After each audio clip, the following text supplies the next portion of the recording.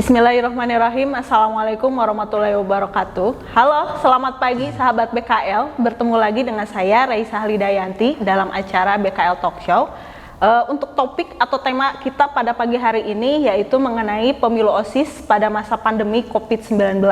Nah, untuk hari ini saya kedatangan dua narasumber yaitu Bapak Andika Yulianto Pratama MPD selaku pembina OSIS dan juga guru di SMK Kesehatan Bakti Kencana Limbangan. Dan juga Roy Tegar selaku Ketua OSIS di SMK Kesehatan Bakti Kencana Limbangan. Tidak perlu menunggu lama, saya langsung saja berbincang dengan kedua narasumber kita hari ini. Mungkin saya ke Bapak Andika dulu. Selamat pagi Bapak, apa kabar? Selamat pagi, Alhamdulillah sehat. Saya lihat Bapak hari ini begitu semangat, produktif selalu ya Pak? Ya tentu harus dong. Masya Allah, hebat. Langsung saja ke pertanyaan pertama ya Pak. Ya, mengenai pemilu OSIS pada masa pandemi ini, menurut Bapak seberapa pentingkah pemilu OSIS dilaksanakan pada masa pandemi COVID-19 Baik, terima ini? kasih. Untuk pemilu OSIS itu memang sudah menjadi agenda tahunan sekolah dan juga sudah ada dasar hukumnya, yaitu Undang-Undang Permendikbud nomor 461 tahun 1984 tentang pembinaan kesiswaan dan juga Permendikbud nomor 62 tahun 2014. Di situ dinyatakan bahwa sekolah harus memiliki sebuah organisasi dalam rangka menampung bakat minat siswa, yaitu dalam hal ini oleh OSIS. Maka di masa pandemi ini saya kira seiring berkembangnya teknologi tidak ada alasan untuk menunda pemilu OSIS, dikarenakan OSIS itu memang sangat penting ada di sekolah untuk menunjukkan eksistensinya. Begitu mungkin Ibu. Jadi meskipun ada di tengah pandemi kita harus tetap melaksanakan pemilu. Jadi menggunakan teknologi yang ada untuk tetap melaksanakannya. Iya betul, menggunakan teknologi tetapi tetap memperhatikan juga protokol kesehatannya. Protokol kesehatan, baik. Nah Pak, untuk jabatannya sendiri, sebetulnya untuk OSIS itu berapa lama untuk jabatannya? Untuk jabatan pengurus OSIS itu 1 tahun. Untuk satu tahun. Ya.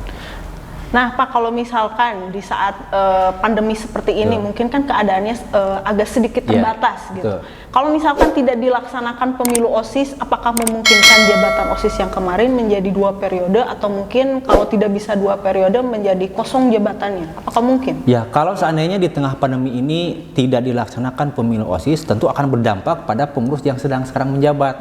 Ada kemungkinan 2 periode. 2 periode. Tapi dikarenakan ini SMK, Ibu Bakti Kencana itu bergerak di bidang kesehatan dan juga mungkin nanti akan ada kendala bahwa pengurus OSIS itu akan melaksanakan kegiatan-kegiatan seperti PKL, ujian-ujian, itu akan menghambat eksistensi OSIS juga.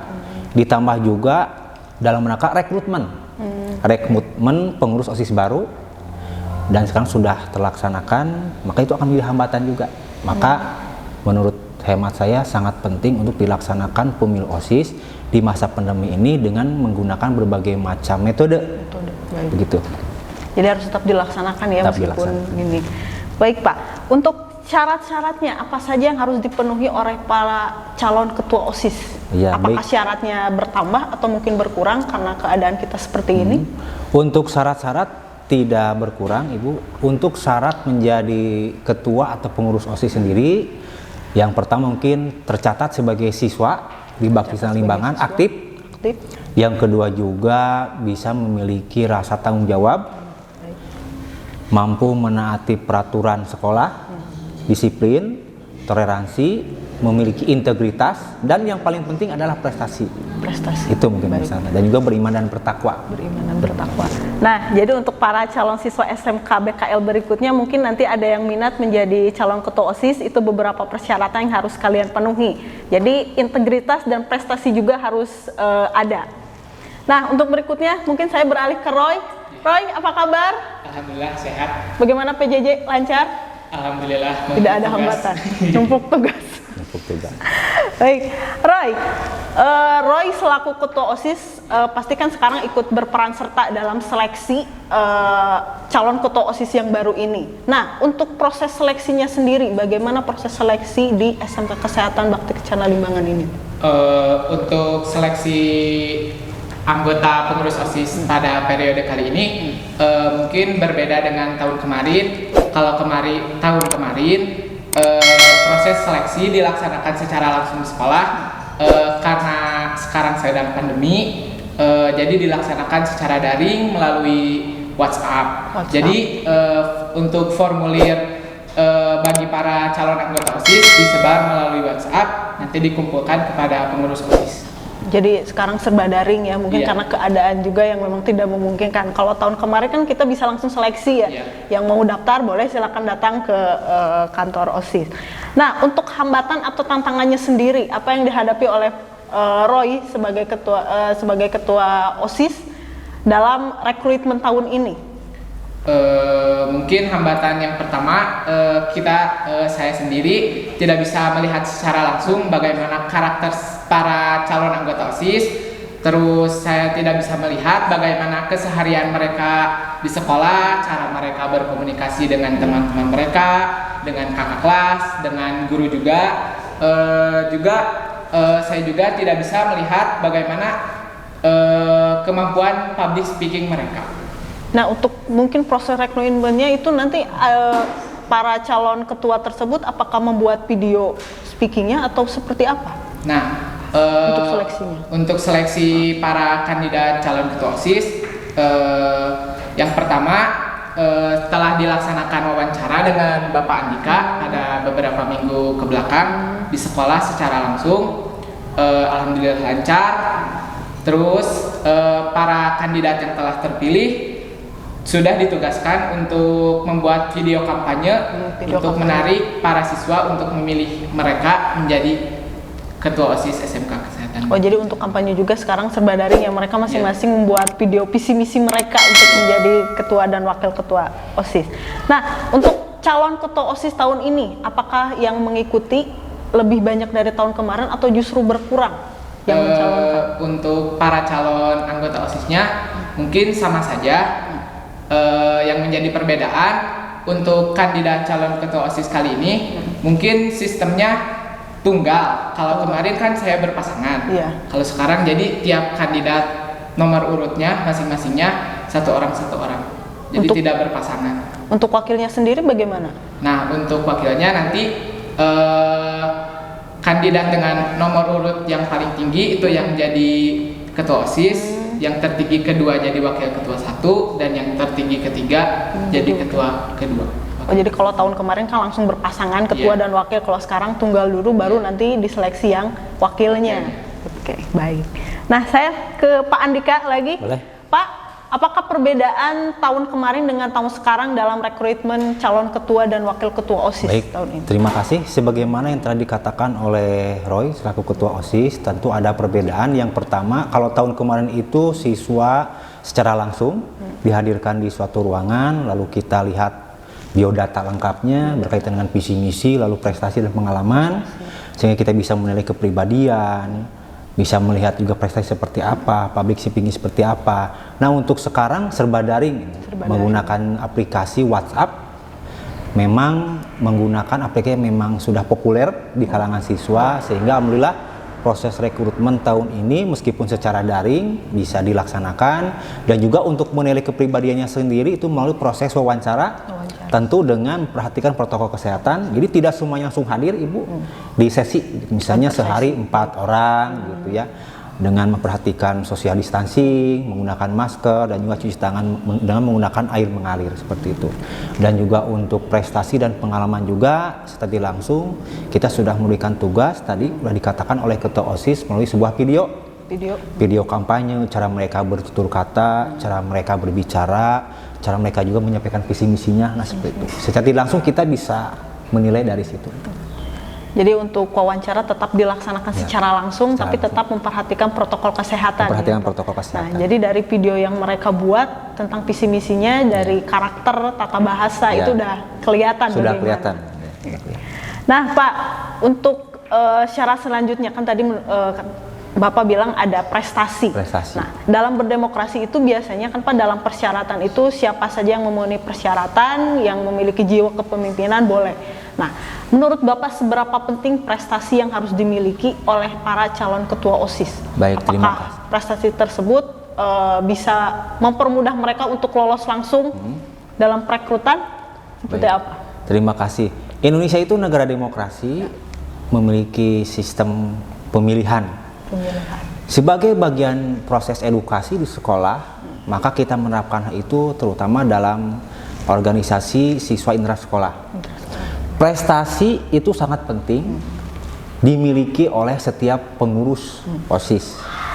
Ada istilah begini, seorang pemimpin yang bodoh jika memiliki prajurit yang pintar, maka prajuritnya pun akan bodoh. Sebaliknya, seorang pemimpin yang pandai, yang pintar, prajurit yang bodoh pun bisa menjadi pintar. Nah, itu mungkin pepatah yang memang bisa kita pegang. Jadi prestasi itu memang sangat dibutuhkan selain ia juga memiliki sebuah pengalaman. Antara pengalaman dengan prestasi tentu penting prestasi. Melalui prestasi itu bisa melahirkan sebuah pengalaman. Nah, itulah pembelajaran yang sangat penting yang harus kita tekankan kepada seluruh siswa khususnya.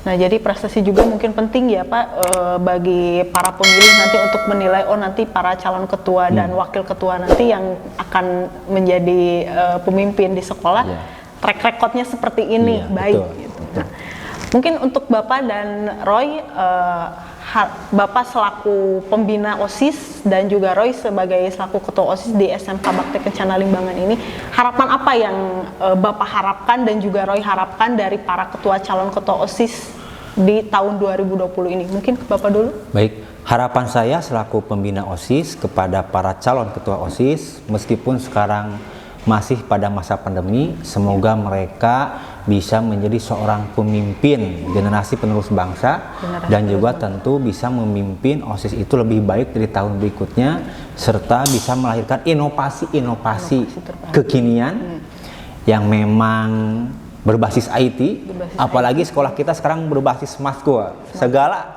menggunakan teknologi. Itu harapan saya. Dan kepada para siswa Bakti Kencana Limbangan dari kelas 10, 11 dan 12, saya berharap meskipun pada masa pandemi ini agar mereka mampu berpartisipasi nanti dalam pemilu OSIS yang insya Allah akan dilaksanakan pada bulan Oktober secara online, Ibu, melalui voting. Jadi ada website khusus, kita sudah menyiapkan, jadi bisa dilaksanakan di rumah. Jadi persiapannya sudah dari sekarang ya, itu sudah dipersiapkan, datanya pun sudah ada, DPT-nya sudah ada. Jadi mereka bisa memilih dengan cara voting menggunakan gawai atau handphone masing-masing seperti itu. Untuk Roy sendiri, harapannya seperti apa, Roy? Dari saya sendiri, harapannya semoga OSIS yang selanjutnya bisa meneruskan program-program yang sudah terlaksana sebelumnya, juga bisa membuat program baru yang tentunya lebih baik dari sebelumnya. Juga semoga OSIS pada periode selanjutnya bisa terus aktif meskipun di tengah pandemi ini, bisa terus menjadi motor penggerak bagi seluruh siswa untuk tetap produktif meskipun di tengah pandemi seperti ini.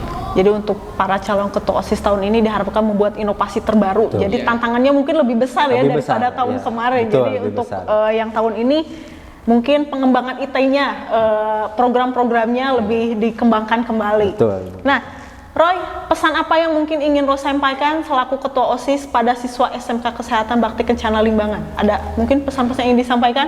Boleh. Pertama-tama saya mengucapkan terima kasih kepada seluruh siswa selama saya menjabat 1 tahun ini telah berpartisipasi dalam semua program-program yang saya adakan, dan terima kasih juga antusiasme kalian juga selalu menjadi pendorong saya untuk membuat program dan menjalankan program dengan maksimal. Untuk OSIS periode selanjutnya, saya, Pak Andika dan rekan-rekan saya juga telah menyiapkan para calon anggota OSIS dan para kandidat ketua OSIS juga yang mungkin nanti akan diadakan pemilu pada bulan Oktober. Silahkan video kampanye dari masing-masing kandidat sudah bisa disaksikan di YouTube.